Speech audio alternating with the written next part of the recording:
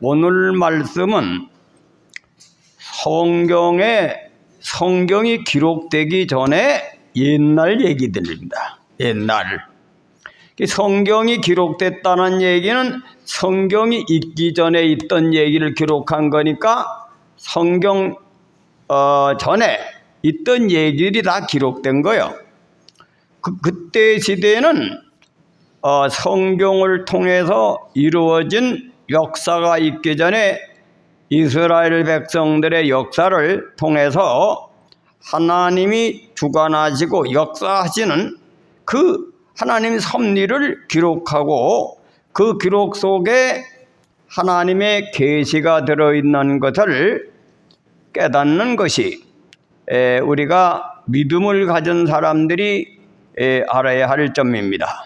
그러면 이 전체가 성경은 하나님의 계시로 된 것이기 때문에 계시라고 하는 것은 그 속에 의미가 다 있어요. 의미. 그래서 이걸 문자주의로 그냥 해석을 하면 모릅니다. 그래서 이스라엘 민족과 우리 민족은 뜻글을 같이 배운 민족이기 때문에 그 모든 글 속엔 뜻이 들어있어요. 의미가 들어있는데 이것이 오늘날 유럽을 통해서 서양을 통해 가지고 기독교가 들어와서 많이 변질이 된 겁니다. 그래서 우리는 성서를 바로 이해해야 성경 속에 들어있는 비밀을 바로 이해해야 될 시기가 왔다. 이것을 오늘 이 말씀을 통해서 그런 의미에서 이 성서 속에 들어있는 계시를 오늘 말씀을 드리려고 합니다. 노아 가정은 전형적 하나님 앞에 구원받는 백성들의 가족관계를 얘기하고 있는 겁니다. 바로 인류 역사가 처음에 시작이 돼가지고 인류 역사가 시작이 됨으로부터 인간들은 처음에 아담이 범죄한 이후로 계속 범죄가 늘어나가지고 하나님께서 이 세상이 너무나 악해가지고 그냥 둘 수가 없다. 그래 놓고는 바로 속죄된 죄를 속한 노아의 가정만 구원시키고 나머지는 전부 다 40일 동안 죄하로 비를 내려서 완전히 150일 동안 홍수가 있어서 다 숨을 쉬는 것은 죽도록 만드는 것이 이 홍수 심판이에요. 오늘날도 우리들은 자기 삶에 대한 것만 보지 남의 얘기를 잘 모르니까 오늘날도 참 여러 가지 운명이 괴박한 사람이 많아요. 어떤 사람은 불로 가족을 몽땅 잃고 또 다시 결혼해가지고 사는데 물로 또 심판을 받아가지고 내중에 손자하고 자기만 살아남은 사람도 있더라고. 그래가지고 그 사람이 죽으려고 하다가 손자 때문에 생각을 해보세요. 자기가 불이 산불이 나가지고 자기가 혼자 아버지하고 살아나고 식구를 다 잃어버릴 때 슬픔이 얼마나 있었겠냐. 그래 또 거기에서 이제 아버지가 돌아가신 뒤로 또 자기가 결혼해가지고 또 아들 며느리가 수해로 완전히 죽고 자기 손자가 또 살아나는 그런 운명이 있다고 하면 생각을 해보자 이거예요. 그래고 손자가 마지막에 공부를 1등을 해가지고 그 총장 딸하고 결혼하고 그래가지고 미국으로 유학을 가가지고 이제 대학자가 되는 그런 얘기가 요즘도 있더라고. 근데 우리가 세계 만방의 역사를 보면은 홍수 같은 그런 역사가 있는 거죠. 오늘도 오늘날 수많은 이번 정보화 시대가 돼가지고 많은 얘기를 우리가 정보를 통해서 들을 수 있는 거기 때문에 우리 이제 우물 안에 깨구리가 아니요. 세상에 모든 돌아가는 알고 있는 시대에 이것은 바로 이 홍수의 심판이 오늘날도 그러한 비슷한 운명 속에 사는 사람이 많이 있다는 얘기입니다. 근데 여기에 보면은 전체가 우리가 대부분 구약의 율법 시대는 죄값으로 심판받는 걸로 다 돼 있어요. 그럼 오늘 이 홍수 심판은 죄악이 관영체서 누군 살리고 누군 죽을 수 없는 단계에 이르러서 싹 씻고 한 가정만 구원시킨 역사입니다. 한 가정. 근데 이거 구원받은 가족관계, 여기에서는 구원받는 가족관계를 우리는 들어볼 수가 있습니다. 근데 노아가 하나님 앞에 당대 의인인데 노아로 말미암아 온 가족이 구원을 받고 또 노아로 말미암아 전 생물이 다 한 쌍씩 구원받은 사건이 여기에 있는데 이것이 사실 노아 같은 가정이 있습니까? 요즘 노아 가정 같은 한 가정도 없어요. 우리나라 문화는 이 유교 문화를 통해서 전통 문화를 통해서 노아 가정 같은 가정들이 더러더러 있었어요. 네. 옛날에 우리 유교 문화에 대해서 가부장 제도가 우리 민족을 오랫동안 지배를 했었죠. 근데 그 가부장 제도를 통해서 문제도 많이 있지만 이 노아 가정 비슷한 가정들을 우리가 엿볼 수 있어요. 옛날에 김기영의 어머니라고 하는 분이 찢어지게 가난한, 다시 말하면 아주 상놈은 아니고 그저 서민인데 아주 지독스레 가난한 거예요. 그 지독스레 가난한데 옛날 시대는 우리나라 문화가 어떻게 됐냐면 결혼을 요즘 윤회해가지고 마음에 드는 사람들이 결혼한 게 아니고 그냥 부모가 가라면 갖는 시대예요. 옛날 시대는. 그런데 그때 시대에 영의정, 아들이 백치야, 백치. 완전히 병신인데 이 좋은 가문에 딸을 데려올 수가 없으니까 아주 천박하고 쌍놈은 아닌 집에서 찢어지게 가난한 사람에게 돈 주고 산 거지. 돈 단맞이 주고 사가지고 약속을 하기를 내 아들 백치하고는 대하는 대가로 주니까 배신함. 약속을 어기면 영의정의 고난으로다 가족이 멸절을 당하겠지. 그래서 백치하고 살아요. 그런 바보 온다는 사건 우리가 그런 얘기가 많이 있습니다. 우리나라 민족은. 그래서 백치하고 사는데 그 여인이 결혼해가지고 김기영 형제를 낳았어요.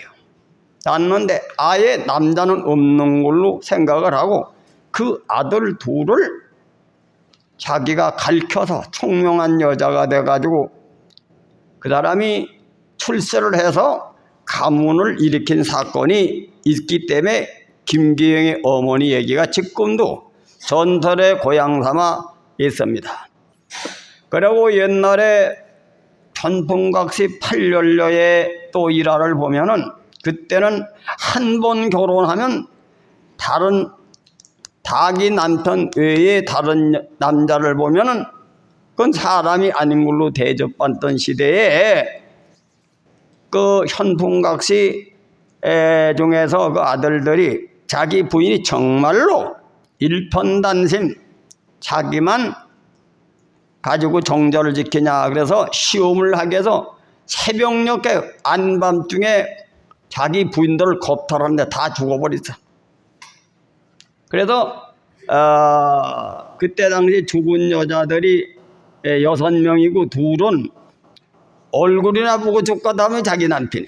그래서 사는 사람도 열려고 죽은 사람도 열려다. 그래서 현풍각시 8년로가 또 전설의 고향식으로 남아 있습니다.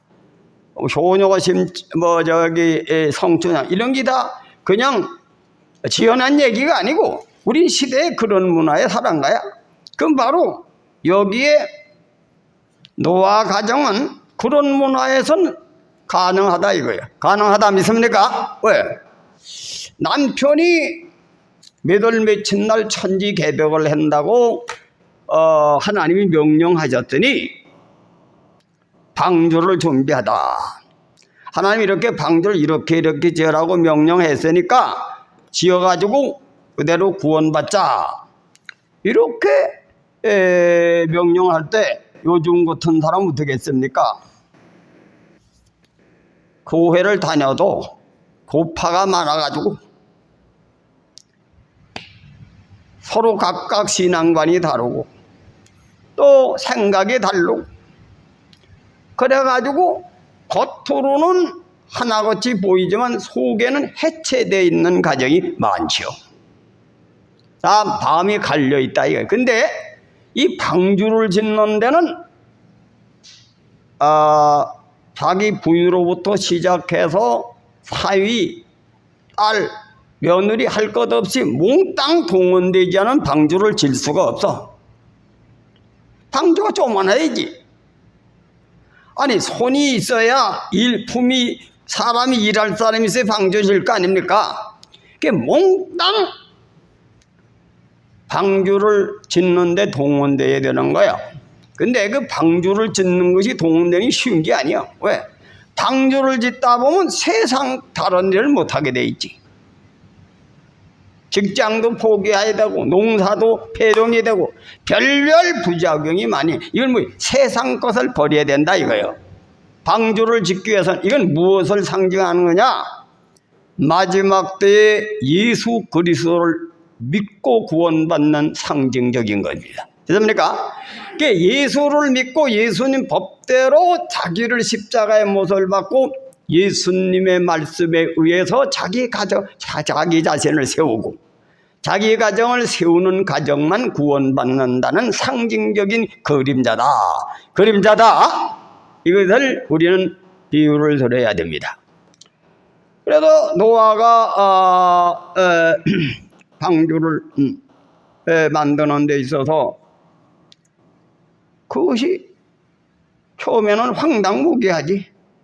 멀쩡한 대낮에 막 비가 와가지고 천지개벽한다는 누가 듣겠어요? 안 듣지. 그런데 그것이 자기 부인이 세길 틀면 안 돼요.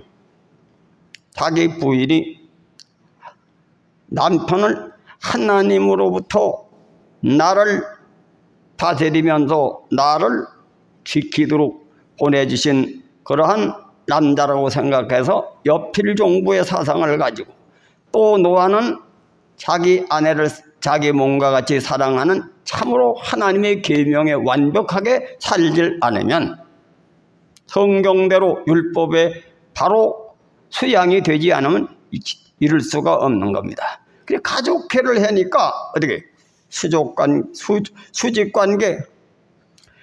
우리 옛날에 아버지 부모를 욕하는 놈은 뭡니까? 김삿갓이가 왜 생겼어요?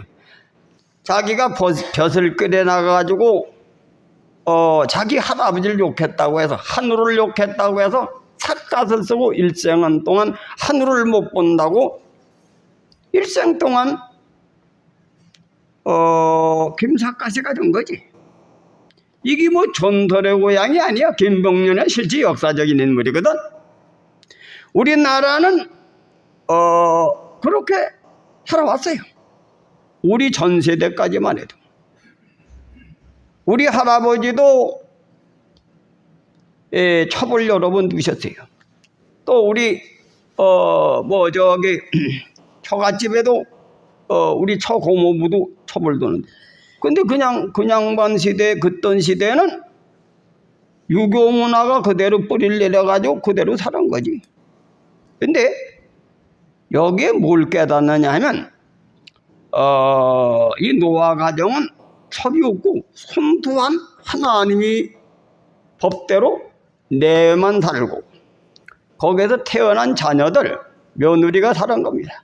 그러니까 가족관계도 정상적으로 맺어졌고 또 그들의 속사람도 정상적으로 맺어졌기 때문에 그 하나님의 법이 사람의 도가 이렇다고 하는 걸 깨달아서 그게 수양이 되고 신앙으로 무장이 됐기 때문에 가능했던 것입니다. 믿습니까? 그래가지고 방주를 지어가지고 정말로 살아난 거예요. 이건 그냥 만들어 놓은 게 아니야. 하나님께서 이런 가족만 구원받는다. 이것을 계시한 겁니다. 이거요. 그래서 교회라고 하는 것은 바로 이것이 모형으로 여겨서 이 모든 세속적인 문화를 배격하고 하나님이 정해진 관계 원리를 그래서 기독교는 언약 문화입니다. 하나님과 인간이 언약하고 인간과 인간이 언약하는 언약의 문화. 이것을 관계 문화다 이거예요. 관계 문화다. 그래서 서양에 들어온 개인주의는 지옥 가는 문화예요. 지옥 가는 문화. 제멋대로 사는 건 지옥 가는 문화다 이거예요. 우리 신체 구조를 보면 내가 여러분에게 과학으로 증명이 되지요. 사람이 성경의 한마디로 결론으로 하나님이 생기를 부어서 생명이 되어서 하나님의 은혜로 산다 이렇게 성경이. 근데 그것을 과학이 증명되고 있는 거예요. 과학은 뭐예요? 그 속에 이치가 논리정연하게 하나님의 은혜로 사는 이치가 바로 논리정연하게 설명하는 것이 과학 철학이다 이거예요. 과학 철학이다. 이게 의학을 통해서 그게 많이 증명되죠. 의학. 난 한의학을 공부한 사람이고 양의학은 뭐 보조로 좀 보는데 평생 한의학을 공부하면서 내가 이걸 하나님의 섭리를 거기서 한번 접목을 시켜봤는데 하나님께서 우리 기독교는 그저 결론적인 것만 얘기하는데 이것을 바로 동양인의 이해관계 또 동양인들의 바로 의식구조를 연구해 볼 때 의학, 과학 이런 것이 종교를 통해서 그게 많이 성경적인 것이 많이 기록이 되어 있어요. 그래서 이제 보면은 구약에는 우리가 어떻습니까? 구약이라고 하는 시대는 이스라엘 백성의 하나님 섬기는 법이 어떤 종교 의식을 통해서 하나님과 관계 맺는 것이 뭐예요? 죄사함을 받는 사람만 구원받는 거예요. 그래서 그것을 어떻게 했느냐면 짐승을 잡아가지고 목을 쳐가지고 피를 뿌림으로 그 피 흘림으로 말미암아 대제사장이 죄사함 받는 속죄 제도를 통해서 구원받는 원리를 설명할 때 그것이 인간에게 적용한 사람들이 뭐냐? 하나님 법대로 자기 자신을 죽이고 하나님 법대로 하나님 섭리와 경륜에 의해서 순종하고 사는 것으로 역사가 바로 이루어진 걸 볼 수가 있습니다. 역사가. 이게 뭐야? 그래 이게 동양인들도 유대인이나 동양인들도 그 의식 세계를 쭉 조사를 해보니까 원래 이 요즘에 그 점쟁이들이 육초점을 뺏는 것이 뭡니까? 이 직접 계시를 안 받으니까 아침에 일찍 묵상해가면서 마음을 깨끗이 가라앉는 육초점이라는 게 발달된 거야. 그래서 육초점이 뭐예요? 하늘에 있는 이치, 하늘, 땅, 뭐 예를 들어서 뭐 바람, 이래 저기 우레 뭐 이런 걸 뽑아가지고 하늘은 무슨 의미를 가지고 있는가? 그래 점을 볼 적에 건깨가 딱 나오면 그 하늘 건이 하늘은 창조적인 것이고 리더십이 강한 것이다. 이렇게 해석을 해가지고 내가 하나님께서는 난 창조적인 창의력이 내가 투철한 사람이구나. 어떤 창조적인 그러한 리더십이 있는 사람이다. 자기의 기질을 파악한 거예요. 근데 대다수가 또 창조적인 기질과 리더십이 강한 사람들은 따라주는 사람이 있어야지. 그렇죠? 그렇지 않습니까? 그렇죠? 따라주는 사람. 근데 창조적인 사람들끼리 부딪히면 라이벌이 되는 거야. 들이박치기라는 거야. 똑같은 놈끼리 만나니까. 그래 리더십이 강한 사람일수록 자존심이 강하고 강하기 때문에 똑같은 놈끼리 하면 박치기란다 이거예요. 어떤 사람이 있어야 돼? 땅은 포용적이고 땅이라고 하는 삼라만상 속에서 뭐 그 속엔 땅엔 흙도 땅 속엔 뭐 돌멩이도 있고 새도 있고 뭐 다 있으니까 땅은 끌어안는 기질이 있는 거예요. 떠안는 기질. 근데 그래 그런 식으로 응용해가지고 내가 성격이 이렇게 타고났으니까 이 세상은 다양한데 난 어떤 성격을 가진 게 잘못하면 어떤 실수를 할 수가 있고 어떤 사람하고는 맞아야 잘 산다 이런 거 깨달은 것이 그게 딴 게 아니고 우리나라가 처음으로 한노래 섭리와 경륜에 대한 것을 맞춰 살기 위해서 생긴 것이 주역이라는 거야. 근데 주역이라는 것을 공자가 47세에 보니까 이게 무슨 뜻인지 도무지 이해가 안 되는 거야. 5년 동안 깨닫다 안 깨달아져서 못 깨달으니까 13년 동안 주류천야하면서 경험을 쌓은 거예요. 그 뭐냐? 여러분 보세요. 자식을 낳아서 길러보지 않은 사람이 압니까? 모르죠. 사업을 해가지고 성공한 사람이 성공 과정을 해본 사람이 사람 다루는 법, 또 공장 운영하는 법, 또 뭐 시대가 자꾸 변하면서 물건 만드는 법 이런 거 배우지 않은 사람이 사업을 할 수 있습니까? 경험을 한 사람이 사업을 하는 거야. 또 자녀도 길러본 사람이 자녀의 성격이 구구각색이거든. 자기하고 성격이 똑같은 사람도 있고 반대적인 성격도 있고 그 자식도 자기하고 성격이 똑같으면 싸워. 라이벌이 되는 거야. 그래서 하나님께서는 수직관계, 수족관계를 뭐야? 부모는 절대 하늘이니까 하늘을 찔러놓으면 천하 고얄입니다 이거야. 김병년 거지 그 법을 만들어 놓은 거야. 근데 이 양은 양을 통해서 또 발전하는 거야. 왜? 가만히 있으면 어떻게 됩니까? 머물러 있겠지. 양은 자라나는 기질은 그 다음에도 뭐 봄이 되면은 봄, 여름은 자라나는 역할을 하죠. 그죠? 근데 봄이 한 번만 있어야 되겠습니까? 그 다음에도 또 있어야 자라나지. 수십 번 자라나야 수십 년 흘러야 큰 제목이 되는 거야. 근데 또 자라나기만 해도 안 돼요. 가을, 겨울이 있어야 돼요. 왜? 가을, 겨울은 그 자라났던 것을 단단하게 또 만들어야지. 단단하게 응고가 돼야 그 다음에 가지가 쳐지. 계속 자라기만 하면 어떻게 되겠습니까? 바람이 불고 이 자연의 세계는 바람도 풍한소습 조화의 기운에 의해서 다 실어주고 말아. 그리고 우리 인간 사회는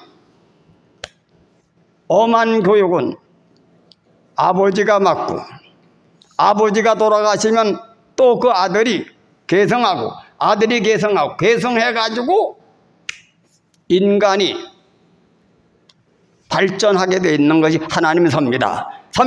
근데 그게 그렇게 되려면 아버지와 아들의 관계를 언약을 만들어야 아버지 말은 하늘이다 이거야 절대. 하늘은 김봉년마나 하늘을 욕하다가는 천하의 고얀 놈이 돼가지고 삿갓 쓰고 돌아다니는 율법이 있어야 되는 거야. 그래서 아버지 교육이 되는 겁니다. 아버지 교육이 개성된다. 근데 요즘같이 개인주의는 아버지 말도 안 들어. 스승 말도 안 들어. 아버지가 자기와 같은 형을 가져면 아버지하고 싸움만 만나도 사는 거지. 반대적인 성격이 싸움을 안 해. 하나는 강하면 유해야 될 거 아닙니까? 근데 똑같으면은 하나님이 정해진 법을 아니면 부자지간도 싸워. 형제지간도 싸우고. 그래서 이 세상은 똑같은 것도 계속 있어야 돼. 왜? 추나 봄, 여름이 한 번만 있어는 제목이 안 돼. 그 다음에 또 있고 또 있고 또 있고 계속 그래 발전해야 되는 거야. 그래도 음도 계속 있어야 돼. 가을, 겨울은 똑같이 있어. 그리고 세상의 구조는 의명의 구조로 의명의존이다. 의명의존이다. 맞습니까? 강한 사람이 있으면 유한 사람도 있어야 되는 거야. 그래서 대통령이 있으면 그 밑에도 고분고분하고 대통령 말을 잘 들어가지고 보좌하는 사람들이 똑같이 라이벌이 되면 되겠습니까? 안 되겠지. 그래서 오늘날 하나님의 창조 질서가 어긋난 것이 도덕이 무너졌기 때문에 정치도 개판, 교회도 개판, 가정도 개판으로 된 걸 오늘 깨달으실 주님의 이름으로 축원해 드립니다. 축원해 드립니다. 그래 오늘 다 정치도 개판이요, 교회도 개판, 사회도 개판이요, 가정도 다 개판이 되는 거예요. 그러니까 오늘날 부모의 영이 서질 않고 관계가 다 허물어진다. 그래 교육도 개판이요. 왜? 스승 말을 우습게 여기거든. 그래서 오늘 노아 가정을 통해서, 속죄를 통해서 구원받는 모델을 명심하시길 바랍니다. 명심하시길 바랍니다. 이 가정의 원형이요. 근데 또 잘못된 가정을 회복하는 것도 또 나와요. 우리가 이스라엘 백성은 이건 모델 가정이고 하나님과 바른 관계를 맺어도 다 멸망을 당해 구원받는 가족의 모델을 얘기한 거고, 또 한 가정은 야곱의 가정이야. 거기 12지파가 있는데 그건 마누라가 밀식되는 거예요. 마누라가 밀식돼가지고 여러 형제가 났는데 거기에서 여러 형제끼리 시기 질투해가지고 요셉이 어떻게 됐어요? 땅구들이 죽일래다 죽이진 않고 그냥 가가지고 팔려가지고 종이 된 거지. 종이 될 때 그 요셉이가 얼마나 억울했겠습니까? 만나기만 하면 나 죽인다 이런 마음이 있을 거 아니야.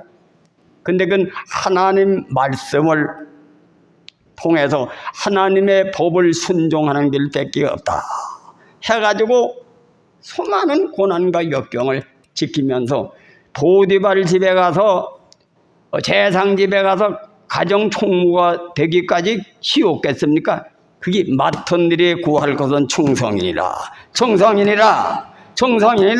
그러니까 자기 맡은 일, 종의 신분은 종의 신분밖에. 하여튼 자기 신분에 자기 일을 성실하게 상대방을 믿도록 행동한 거야. 그게 바로 의와 인과천이다 이거예요. 믿습니까? 우리가 예수를 믿어서 예수와 같은 인격을 갖는 사람만 하나님의 아들이 되고 구원받는다는 것이 믿음의 도요. 믿음의 도다. 이것을 상징한 겁니다. 그런데 요셉이라고 하는 사람이 그렇게 가면 바로 축복받으면 얼마나 좋겠어요. 보디발 집에 마누라가, 또 젊은 마누라가 자기 유혹을 하는 거야. 이것이 세상을 살아가는데 그런 또 시험이 걸린다 이거예요. 시험이 걸려가지고 옳은 길을 걷는데도 또 감옥에 들어가. 이게 세상살이를 상징하는 겁니다. 됐습니까? 그래 옳은 일을 했는데도 감옥에 가는 거야. 그럼 이것은 뭐냐? 오늘날 수많은 명현들이 다 옳은 일을 하다가 순교당한 분이 명현이요. 옳은 일을 하다가 죽은 사람이 명현이고 선지자다. 믿습니까? 이걸 역사, 그건 바로 노아 가정은 순수한 구원받는 백성을 모델로 보여주고, 또 두 번째 야곱의 가정은 타락한 인간 가정이 구원의 길을 얻는 비결을 가르쳐준 것이 역사적인 사건을 확대해서 역사를 보는 것이 야곱의 가정이다. 요셉이가 그 길을 걸은 거지. 요셉이가 그 길을 걷는데 감옥 생활하는데 또 떡 굽는, 떡 만드는 가는장, 술 빚는 가는장을 만났는데 약속을 철두철미하고도 또 깜깜한 거야. 지가 솔직히 부르는 거지. 인내해야 된다.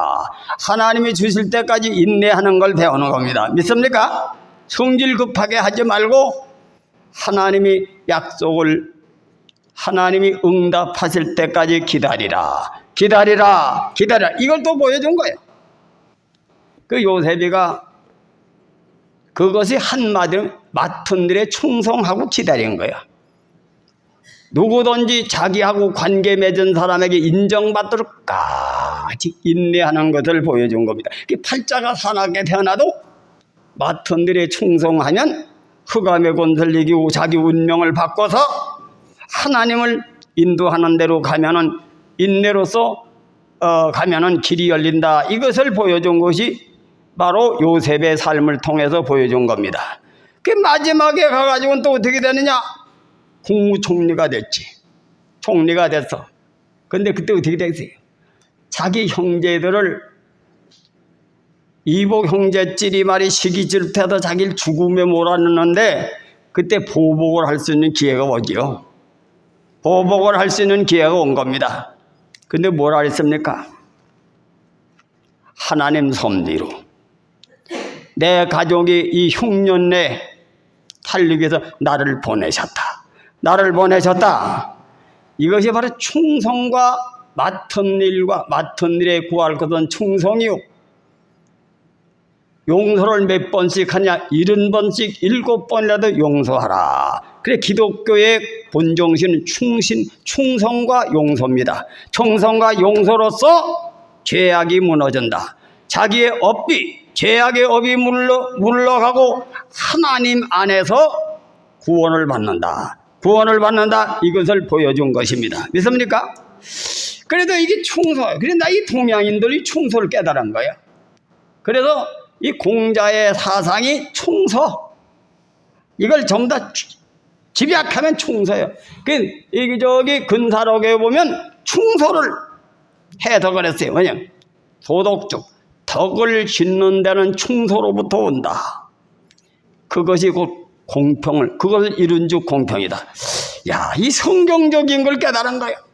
충소, 맡은 일에 충성해가지고 자기 마음을, 그럼 용서석자의 뜻을 어떻게 해석하냐면 자기 마음을 비교해가지고 상대방을 용서한다. 자기도 실수를 많이 하잖아. 이 세상에 하나님 앞엔 죄인 아닌 사람이 하나도 없습니다.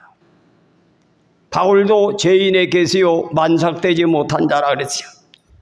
자기가 죄인인 것을 깨닫고 다른 사람 죄 짓는 것을 이해하고 용서하는 것이, 그래서 용서서자는 자기 마음을 헤아려서 남을 용서해 주는 게 용서서자다. 믿습니까? 그렇게 하고 또 자기 맡은 일에 끝까지 낙심하지 말고 인내하면서 충성하는 겁니다. 그래서 성령의 9가지 열매가 뭐예요? 사랑과 화평과 희락과 오래 참음이 나오죠. 오래 참음이 인내입니다. 믿습니까? 성령에 의해서 요셉 같은 길을 걸을 수 있기 때문에 마지막 때에 예수 안에서 구원받는 것이 뭐냐? 예수를 믿고, 믿는 걸 뭐 예수와 같이 나도 십자가에 내 인간성을 죽이고 성령에 사로잡혀 너는 끝까지 성령 소멸죄와 거역자와 해방죄를 삼가하고 믿음의 의를 이루라. 이것이 기독교 종교다. 기독교 종교다.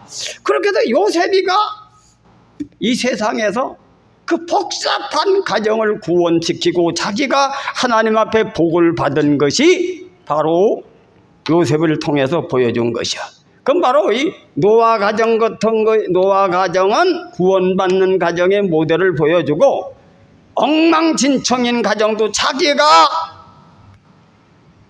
바로 인류를 구원시킬 수 있는 삶의 모델은 바로 예수님인데, 예수님의 그림자가 요셉이다.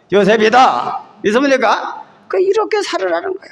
근데 이걸 기준해가지고 우리가 잡힌 건 뭐예요? 믿음이죠. 믿음을 통해서 예수가 내가 인생 목표, 예수의 삶을 본받고 살아가는 것이 내 인생의 목표를 삼는 것이 신앙인이 가는 길이다. 이걸 모르고 신앙을 하면 교회 다녀도 무당 성기들이 믿는 거지. 무당은 뭐예요? 주술적 신앙이야. 하나님의 은혜를 통해서 내 소원만 이루어달라고 하는 신앙이 되는 거예요. 개인주의로 해도 신자가 늘어납니다. 왜? 자기 목적을 달성하기 위해 무당 성기듯이 무당 귀신을 이용해가지고 내가 대통령을 이번에 하려고 그러는데, 예를 들어서 이재명이가 대통령 하려면 윤석열을 저주하게 하옵소서. 또 윤석열 대통령은 말이에요, 그 이재명이라는 놈을 죽여주십시오. 이것이 주술신앙이다 이거요. 아세요? 내가 국회의원 나서는데 말이지 2억을 돈을 주면 말이지 내가 그놈 내가 잡아치기는 칠법을 피워가지고선 구설하면 이게 무당 진리란 말이야. 뭐예요? 점을 쳐더라도 무당을 찾아가더라도 하나님 법을 어기고 하는 건 뭐 천벌 받는다래죠. 무당도 그런 말이에요. 아이고 천기를 누선해다 내가 죽어. 그 돈 받고 당신 살리려다 내가 천벌을 어겨서 죽는다 이런 얘기를 하는 거야. 궁극적인 것은 하나님이 우주를 통치하시고 인간의 운명을 좌우하시기 때문에 하나님 법을 지키는 것이 완전하다. 성경에 그렇게 해서 완전하다 그런 겁니다. 믿습니까? 그래서 왜 우리 민족이 박수무당을 멸시하느냐? 유대 나라와 똑같아요. 유대 나라도 박수무당을 쳐 죽이고 우리 한국문화는 쳐 죽이진 못하지만 아주 인간 이하로 취급한 거죠. 왜? 설명을 어기고 하늘의 뜻을 어기고 술수를 통해서 바로 자기의 기복을 구하는 것은 바로 역천행이다 해가지고 박수무당을 멸시하는 거예요. 근데 예수를 그 비밀을 모르고 내가 얘기하는 그 비밀을 모르고 성경 얘기를 비밀을 모르고 그렇게 믿는 자가 많다 이거예요. 그렇게 믿는 자가 많다. 그렇게 믿으면 교회 안 만나기도 뭐가 하나. 그리고 우리 교회는 뭡니까? 교회가 성장돼도 의롭게 성장하자. 하나님 법대로 성장하자. 이것이 남의 교인들 이간질하가 이단 놈들 마냥 남의 교인을 병들여가지고 우리 교회 돌아오는 거 저주를 받습니다. 그건 자식도 저주를 받아. 그래서 부름에 합당하게 의를 맡은 바에 충성하게 하려면 그 성이 정성이 하나님께 다하도록 보조 역할을 하는 것이 관계주의다. 관계주의다. 그 교회와 교회지도 바른 관계 속에 신앙이 성장해야 되는 것이 우리 교회가 수십 년간 외친 거예요. 교회는 성경대로 사는 사람을 살아서 구원받는 거지 성경을 떠나서 구원받을 수가 없어요. 이것이 성경의 말씀이 의다. 성경의 말씀이 의다. 믿습니까? 이는 뭐요? 이는 그 의의 말씀을 실천하는 것이 인이지. 사랑, 섬기는 거예요. 섬겨. 맡은 일에 구할 것은 충성이라는 게 뭐예요? 섬기는 거야. 맡은 일에 바로 알아야 충하지. 충이라는 게 뭐예요? 무슨 방법을 제대로 알고 충을 하지. 맹목적 충을 하면 뭐가 됩니까? 그건 뭐예요? 맹실이지. 맹실. 이 충이라고 하는 것은 바른 것, 옳은 것을 알아서 진리 안에서 충을 하고 성한 거예요.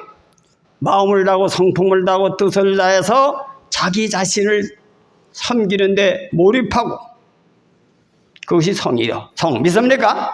그 자기 하는 일에 충성할 때 하나님을 만나는 거예요. 그런데 오늘날 교회를 그렇게 안 믿는 사람이 대다수지. 서구의 개인주의가 들어 지멋대로 하나님을 믿는데 그건 다 가짜 신자다. 가짜 신자다. 진정한 다른 신자가 될 때 오늘날도 요셉과 같은 축복이 임하고 오늘날도 부활의 역사를 체험하게 될 줄 믿습니다. 이것이 복음이요. 복음. 그래서 하나님 나라는 바울은 그런 말을 했어요. 주님이 부활하신 것 같이 나도 어떻게 부활의 권능이 임한가 알기 위하여 나도 고난에서 죽음에서 살아나기 위해서 쫓아간다. 요셉같이 사람은 요셉같이 된다 그런 얘기예요. 된다 이거예요. 예수님이 마지막 요셉은 그림자고 예수님이 실체로 인간들에게 마지막 시대의 구원의 방법을 가르쳐 주셨는데 예수님과 같이 그 길을 따라가는 것이 구원의 길입니다. 그래서 그걸 바울은 은혜라 그랬어요. 은혜. 왜?